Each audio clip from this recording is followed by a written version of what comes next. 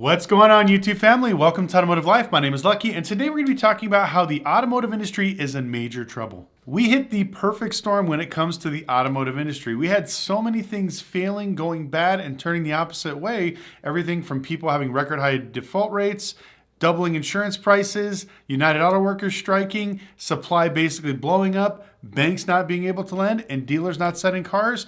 We're going to cover all that and a whole lot more on why this is happening. This video is sponsored by Lonebridge, but more on that later. Now, during the whole United Auto Workers strike, I didn't really talk about it too much because unfortunately there are good things and bad things when it comes to strikes. A lot of people are like, yes, we want people to get more wages, but how does it affect the rest of the industry? And that's what I'm going to talk about today. So the first thing we're going to talk about is how major manufacturers are laying off thousands of people. So let's go ahead and start off with this article from Automotive News. Stellantis offers a buyout of roughly half of its salaried employees. Now, buyout is a fancy way of saying they laid a bunch of people off. Now, unfortunately, with every strike, there are some bad consequences. Let's go ahead and get to the next article. This one says the Ford GM lay off over 5,000 workers to minimize the damage from the United Auto Workers strike. Now, there are, like I said, good and bads when it comes to the actual strike. Now, I'm glad that union workers got what they wanted. Unfortunately, it raised a lot of the operating costs when it comes to manufacturing cars. So some people had to get laid off because of that. And the reason why there's going to be more waves of this coming is because during that strike, it gave the manufacturers time to look at their actual numbers to see that new cars are not selling.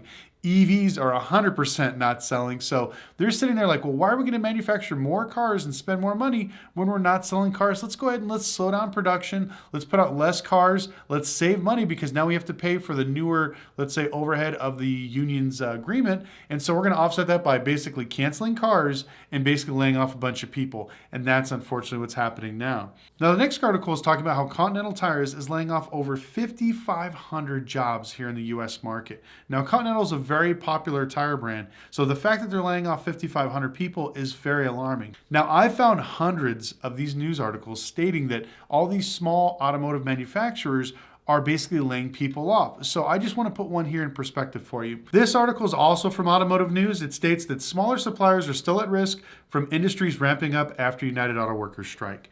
Now, I want people to understand this. When everybody's talking about how all these major manufacturers, Ford, Toyota, Chevy, all these guys basically shutting down and there's thousands of people out of work. Well, you have to remember, they only put the parts together. They don't actually manufacture most of the parts when it comes to the cars. There are hundreds, if not thousands, of small businesses that actually manufacture the parts for these franchise stores. So now, let's go ahead and talk about them. Now, if you are, let's say, a small mom and pop's company and you make the bolts and fasteners for Ford, you have to sign a contract, you have to build these things, and basically your whole job is to make a handful of bolts to make sure that Ford can produce the cars they need to get them out to the public. Well, what happens when the Ford basically shuts down and the auto union goes on strike? Well, basically, Ford pauses their payments because they don't really need the supplies. This small manufacturer that signed a contract basically building these parts are now stuck holding the parts, waiting to see what happens with the union strike. These major manufacturers like Ford, GM, and these unions can wait weeks, if not months, to settle out some sort of agreement because they have capital behind them. But when it comes to the small business owner that's manufacturing these parts for these automakers, it makes it a lot tougher. Basically, when a small business loses money, they lose employees. So just imagine all the companies that are manufacturing their airbags, their seatbelts, their radios, their dashes, everything, anything you possibly think of. We're talking hundreds of thousands of companies basically being left out in the cold. They're not able to actually ship off the parts to the manufacturer so they can get paid by some of these automakers. So now they're left holding the bag. And to add insult to injury, a lot of these manufacturers were notified by these automakers that they will not be making the same amount of cars that they promised. Because remember, now that sales have slowed down, demand is dwindling, they've learned that they're not going to make more cars and let them sit there and force the dealer to sell them. They're going to make less to try to keep the prices high when it comes to the value of their cars. So now these manufacturers that are making the parts are going to be left with all these extra parts that they can't get rid of.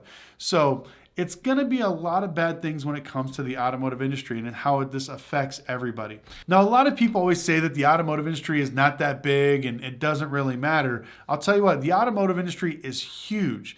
Everybody thinks that, oh, the real estate market's the way to tell. No, there are a lot of home loans, and home loans beat automotive loans. But you have to remember, there are more cars on the road. There are more automotive professionals or people that work in the auto industry, whether they're making parts, fixing cars, doing detailing, or even selling you the car. It almost outnumbers almost every other industry, which is crazy. So just imagine, we have millions of people here in the United States that rely on just the automotive industry. That doesn't include the millions of you guys watching that actually depend on a car to get to work. Unless you're one of these hipsters that walk around that basically have like a pedal bike and you don't use any type of public transportation, that's the only way the automotive industry won't affect you. Whether you're buying this soda, like this drink here, you got to go to 7-Eleven. Guess what? It's shipped by a truck that's controlled by the automotive industry. It is a massive industry. And this is why I'm so keen on letting you guys know that every little ripple effect that we have has major waves when it comes to about 6 months down the road. And I promise you, this United Auto Workers thing is going to be talked about very poorly in the next 3 to 6 months. I want to talk about a company that I'm a partner in, which is called Lopez.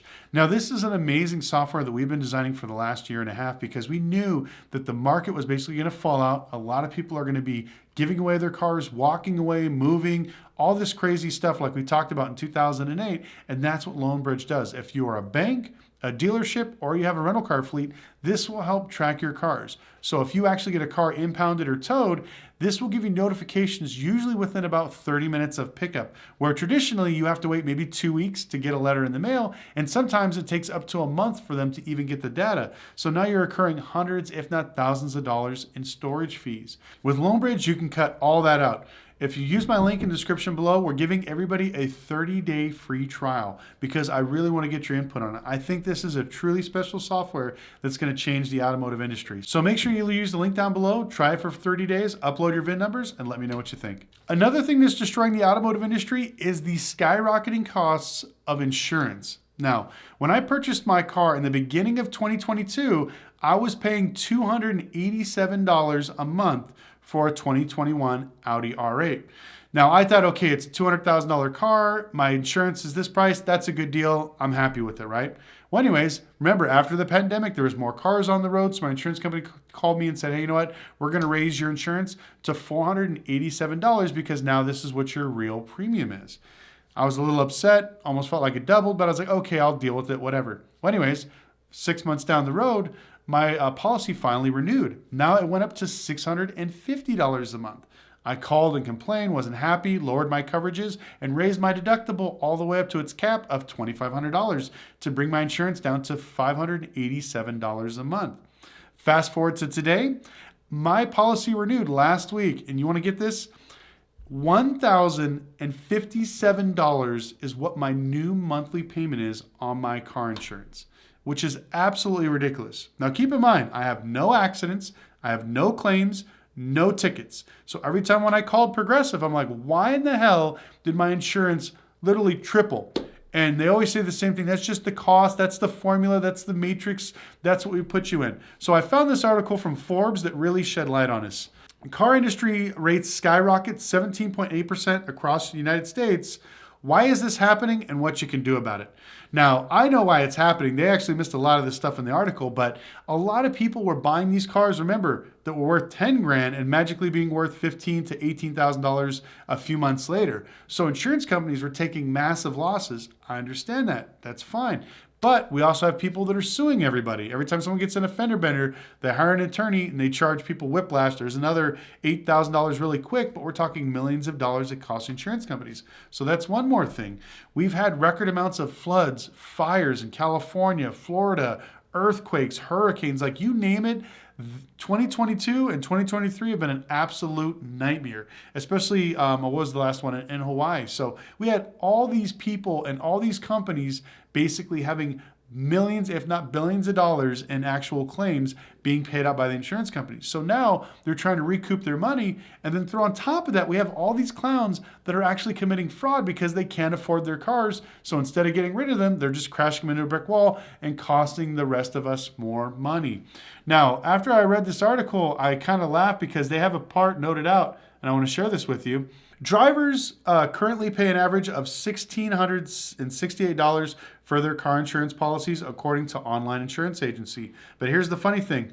New Mexico, New Jersey, And Nevada, which is why I live in Las Vegas, have seen rates soar from 34 to 38%. Now, I think mine's more like 50, but you could see right here that there are a lot of people upset about this. Now, I did a video literally 2 months ago being upset that my insurance doubled and went up to $680 something. You can look at it. And now I'm paying $1,000 a month, which is crazy. Now, I'm going to be shopping for other insurance, and I'm just happy that I can still somewhat pay that. But what about a regular person? What if there's a single mom out there that's working 2 jobs, that bought an SUV during the pandemic, and her insurance was $200, and now she's just been informed that her insurance is $550? Does she have to go get 3 jobs to pay this? What if there's a senior citizen out there that's on a fixed income? They're used to their insurance actually going down every year, not going up, and now they're seeing their insurance skyrocket. They can't afford it, so now they have to actually sell their car and take public transportation. Dealers, I've seen so many dealers complain about how customers with the skyrocketing interest rates, they can't afford their payments, and now when they add full coverage insurance on there, they can't actually afford their cars. I tried to find this number online, but basically dealers, we keep track of how much our average insurance startup costs, and it's somewhere around $700, which is absolutely insane. So every time somebody buys a new car and they don't have an insurance policy, it costs them an average of $700 to start one. So with stuff like this, it's making America less affordable, and it's squeezing out the middle class. So at the very end of the day, now this affects everything, because you have to remember, we have banks that are not lending because people have bad credit. Their defaults are at an all-time high. Our deficiencies are at an all-time high.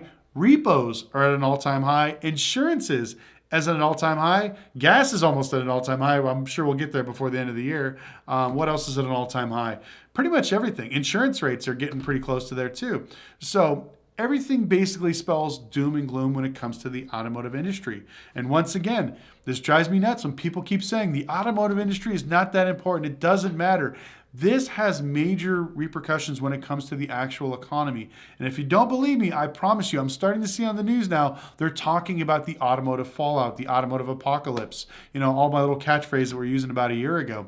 And it really breaks my heart, because I know that they won't report about it and they won't try to do anything to stop it until it basically crushes millions of Americans, whether they destroy their credit, they basically have to give back their cars, banks go bankrupt, until basically everybody can play the victim and blame the banks and blame the dealerships and everything else. But in the meantime, you guys can see that, I hate to say it, everything that we do is government regulated in some way. Unfortunately, the government pumped out a lot of that free money during the pandemic, and we're still seeing repercussions of that inflation and some of that frivolous lending. I would love to hear your opinions about the actual economy. Let me know what your thoughts are as far as some of the union auto worker strikes, the insurance rates, how they're going absolutely freaking nuts.